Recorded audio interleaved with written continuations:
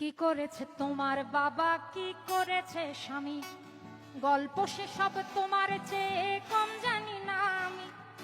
তোমার যত কীর্তিকলাপ সেও তো আছে জানা, ইচ্ছে করেই মুখ খুলি না, বলতে অসব মানা।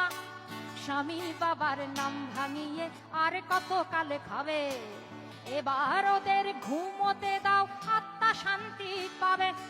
এবার ওদের ঘুমোতে দাও, আত্মা শান্তি পাবে।